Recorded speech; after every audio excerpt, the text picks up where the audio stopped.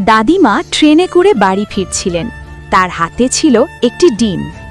হঠাৎ ট্রেনের ঝাঁকুনিতে ডিমটি হাত থেকে পড়ে গেল। ডিমটি গড়াতে গড়াতে অনেক দূরে চলে গেল। রাতে শুরু হলো প্রবল বৃষ্টি। সকালে দেখা গেল সেই ডিম থেকে একটি ছোট্ট চারা গাছ গজিয়ে উঠেছে। সূর্যের তাপে গাছটি শুকিয়ে যেতে শুরু করল। ঠিক তখনই একটি ছোট্ট মেয়ে এসে গাছটিকে পানি দিল। দিন যায়, সপ্তাহ যায়, গাছটি হয়ে উঠল বিশাল এক গাছ। আর আশ্চর্য ব্যাপার, গাছের ডালে ডালে বড় বড় ডিম ধরে আছে। গ্রামের মানুষ দৌড়ে এসে সেই গাছ থেকে ডিম পেড়ে নিয়ে যেতে লাগল। সবাই খুব খুশি। কিন্তু হঠাৎ আকাশ কাঁপিয়ে হাজির হলো শয়তানি হাল্ক।